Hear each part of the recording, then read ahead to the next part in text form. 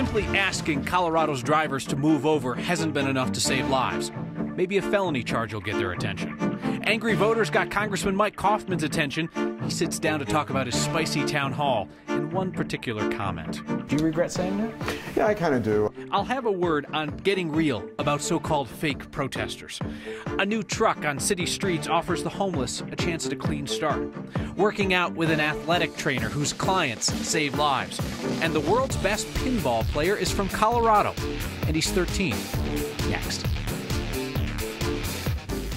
A quick note as we begin about a serious situation that just recently happened in northwest Denver. A driver in a stolen car trying to get away from police hit a school bus at 39th and Tejon. It's a Denver Montessori school bus. 18 kids were hurt, mostly bumps and bruises. 5 of them went to the hospital. That stolen car was filled with 3 adults and 2 kids, and those kids are in bad shape, critical and serious condition. The driver is in custody, and police are thinking the stolen car might have been connected with a burglary. There are the brush fires that are batted down daily around Colorado, and then there are the fires like this that flash what the experts call extreme behavior. This was out near Parker Adventist Hospital this afternoon.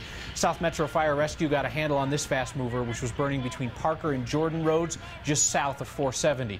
Helicopters hit it from the air while they worked the ground, and it was contained in 2 hours. No property damage, no injuries.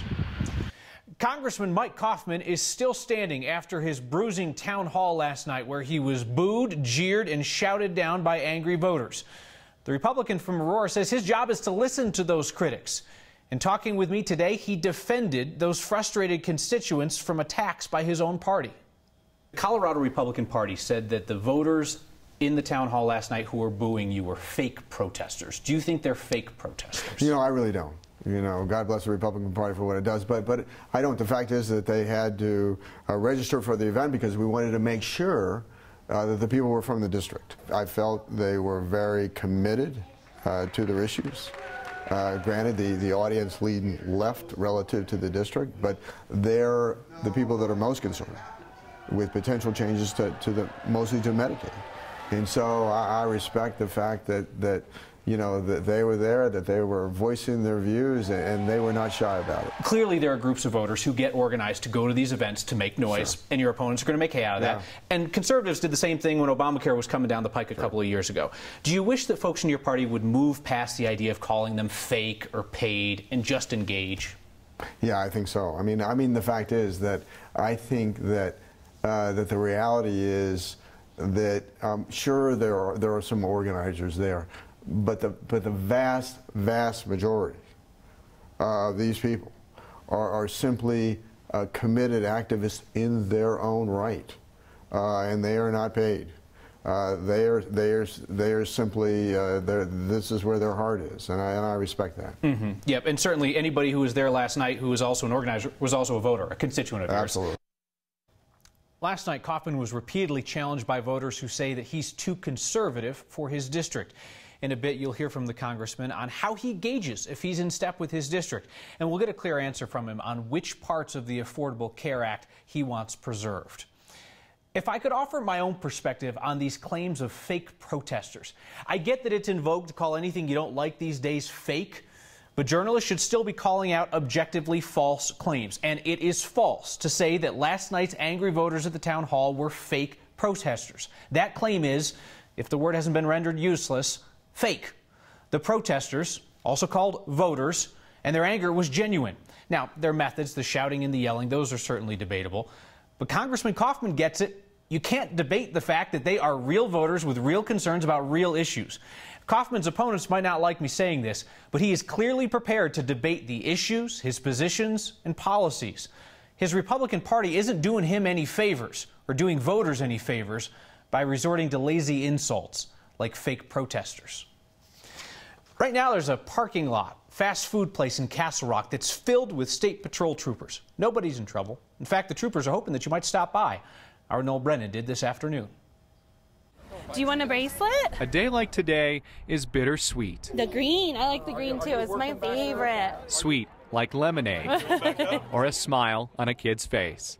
Bitter, because of loss. We had a trooper in November that was hit covering a crash and he lost his life. Wives like Joanna Davey are here for their husbands. So proud of him, yeah. Fellow troopers are here for Cody Donahue. Just doing some fundraising here with the patrons of Chick-fil-A. We hand out, bracelets, and we've got stickers. Chick-fil-A is donating 10% of profits to Trooper Donahue's family. Thank you so much. We appreciate it. This on the same day a bill cleared a Senate committee. We're here actually promoting the move over law. It increases the penalties for someone who injures or kills someone when they didn't actually move over. A day like this is bittersweet. Our husbands are out there doing their jobs, and we want them to be able to do their jobs, and we want them to come home. A day like this, we remember. Thank you so much. We appreciate it. For Next, I'm Noel Brennan. The move over for Kodiak would make it a Class 1 misdemeanor if a driver injures another person, a Class 6 felony if a driver causes someone's death. Colorado now has a law granting you immunity if you break a dog out of a hot car, provided that you follow the rules. You may remember the bill's sponsor was on Next, saying that it was community response to our commentary about finding a dog in a hot car that led her to introduce this act, which Governor Hickenlooper signed today. We've been through the rules here before. You have to have a reasonable belief that the pet might die in the car. You can only use reasonable force to get in. You have to try and find the owner. You have to call authorities. And you have to stay on scene. An old paper shredding truck pulled up this morning outside St. Andrew's Episcopal Church, and the homeless people who peeked inside found Denver's first mobile laundromat. The folks behind this truck tell us they're hoping to do more than laundry. That's fine.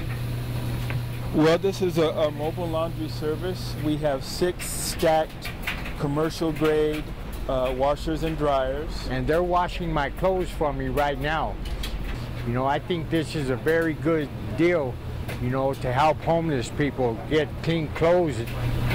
We don't appreciate the value of clean laundry because we get it every day.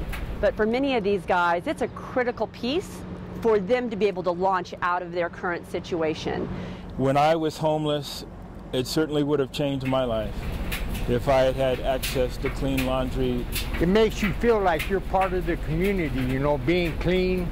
I know when I was dirty, I didn't want to be around anybody because I was afraid I would stink. If you're going to apply for a job, if you are going to look for permanent housing, if you're going to go to get services, the dignity of wearing clean clothes is a really critical piece.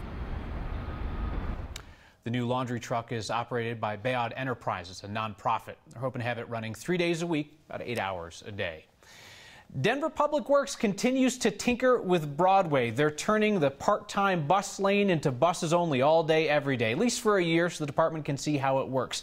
They've been trying all kinds of experiments up and down Broadway. The city's going to expand the bike lane on South Broadway about a mile, all the way to Cherry Creek at Spear and Broadway. Construction on that starts in September. We've heard mixed things about the feedback on this, but Denver Public Works insists it has been mostly positive, at least from the users of the bike portion. They filled out online surveys. A Next viewer asked us why the city of Longmont's tornado sirens aren't working anymore. The city says the sirens are outdated and ineffective, so they're getting rid of them. 17 sirens were turned off after some of them malfunctioned last year. Decision's been made to scrap the system altogether now. Longmont wants people to sign up for smartphone alerts. They think that'll be more effective. And they're also putting in lightning strike software around city facilities. It would record where lightning strikes in the hope that first responders could get there faster if there's a fire or injuries. Software is going to cost about $100,000. It would have cost the city 5 times that if they wanted to put the money into the tornado sirens instead. We checked. Last tornado to come down in the city of Longmont was in June of 2015. There's something about an in-person town hall that you can't duplicate anywhere else. Maybe it's the booing or the jeering. Congressman Coffman heard both, and he says he regrets one of his responses. They train like their game days have lives in the balance. What we try and incorporate here is very similar to how the Broncos do it, or how we try to do things in athletics. He's a pinball wizard, world champion pinball wizard, and he's a teenager from Colorado. And it looks like Lucifer is preparing his takeover of our state. Next.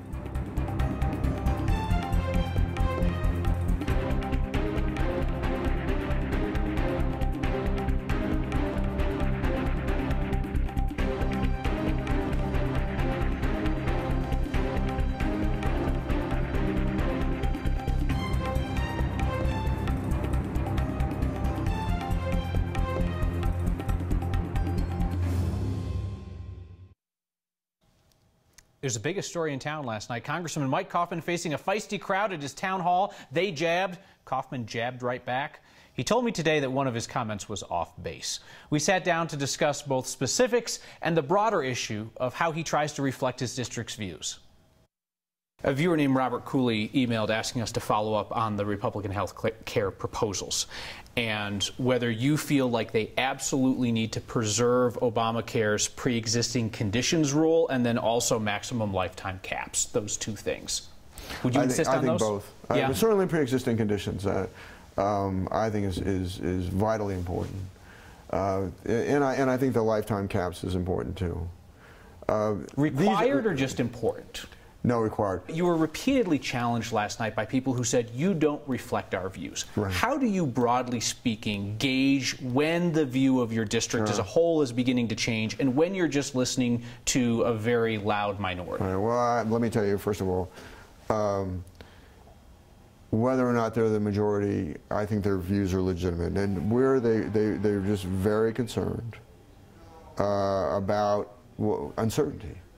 About change. I think that what is important is that I listen to as many voices as I can and make a determination in terms of what is my philosophy and where is the district and where do the two intersect. When you were asked about this last night, why don't you represent your district, you gave what I thought was a pretty flippant answer, and you said, well, I've won a couple of elections around here. Do you regret saying that? Yeah, I kind of do. I mean, I think it was flippant. I think that what I should have said is that I'm always out and listening to people in the district and do my best to reflect the majority of the district. That is just a portion of a much longer discussion we had. You can see the full video on the next YouTube page, the next YouTube channel, rather. I'll get it right someday. We discuss how Coffman wants to shift the burden for some Medicaid costs from the feds onto the state, and we also get his first reaction to his newly announced Democratic challenger.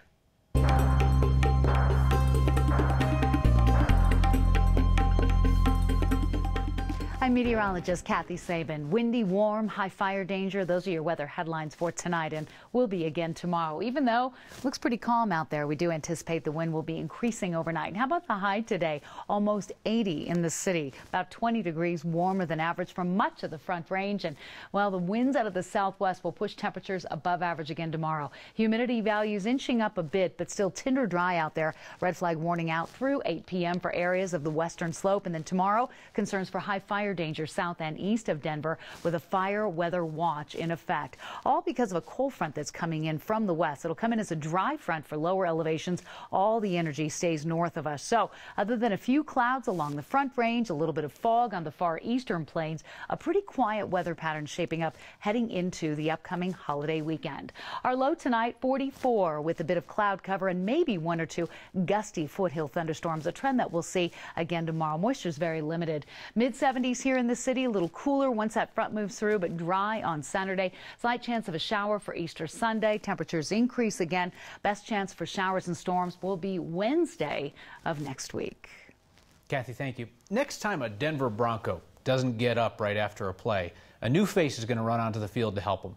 The man they call Greek, Steve Antonopoulos, has been the Broncos trainer for 41 years. Greek's getting a promotion.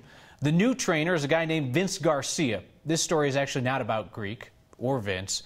It's about a job that Vince had before he ever worked with the Broncos, a job we never knew existed. Okay, so just real light, shrug that shoulder into my hand. Big breath for me. When I graduated from college, the only thing on my radar was athletics, so I thought that would be my career for life. My name is Trey Tashiro. I'm the wellness director here at South Metro Fire Rescue. I worked with the Denver Broncos. From the Broncos, went on to work at the University of Colorado with the men's basketball team. What we try and incorporate here is very similar to how the Broncos do it, or how we try to do things in athletics. Okay, all right. Football for me. We treat and have a rehab center for all of our firefighters to take advantage of, where they can come and do all their physical therapy. We also have a fitness side of things. Full-time, we have 2 athletic trainers, including myself, a full-time certified strength and conditioning coach, and on average, I would say we see our firefighters for anywhere from 2.5 to 3 hours a day, 3 to 5 days a week. So they're getting more treatment time per session, but also more frequently as well during the week. Since the beginning of the year, we've averaged about 50 treatments a week. I never had to work on a total hip replacement when I was working football. Now, some departments do the strength and conditioning side very well, and some do the rehab side very well, but very few have both in-house. The coolest trophy in the universe. A proud dad, rightfully so. His kid's a world champion with the Arcade Award of a lifetime. She kicks like a girl who just got a college football scholarship to kick in Colorado. And a video has to be pretty wow for us to say wow, but wow. There's a world champion pinball player in Colorado. He just won the A Division title at the Professional and Amateur Pinball Association World Championship. That's pretty impressive, even before you hear that Escher Lefkoff is 13 years old. He beat out adults who've been playing pinball longer than he's been alive. Our photojournalist Tom Cole met Escher and his very proud dad. When people imagine barns, they think, you know, a place to put horses or sheep or something, and well, I keep pinball machines in my barn. I'm Escher's dad. I started when I was around 2 years old. It's not like a video game. My name is Escher Lefkoff, and I am the reigning world champion in pinball. Oh, it's moved. Escher Lefkoff is the Papa 20 A Division world champion. Still can't believe that I won. It's a dream come true. And I just like, oh my God, I just won the Pinball World Championships. Anybody who plays pinball competitively would dream about winning the World Championships. I dream about it, everyone does. And for Escher to achieve it, and we were joking about it that morning, to actually be there, we were both like, oh my God, I can't believe you're the world champion. It was, I get chills right now just talking to you about it. Here it is. Yeah, it weighs 50-something pounds. This thing is awesome. We had to walk through the airport with it, and everybody stopped. Random people wanted to take their picture with Escher, with the trophy.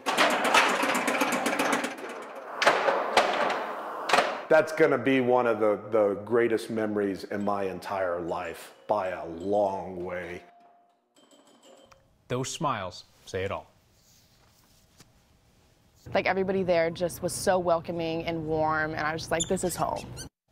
She is Becca Longo. She is a scholarship football player at Adams State University. She currently goes to high school in Arizona. She signed a letter of intent to play college football in Alamosa, Colorado. She is, to the best of our knowledge, the first woman to earn a college football scholarship to an NCAA school in Division II level or Division I. She's also going to play basketball at Adams State, women's basketball.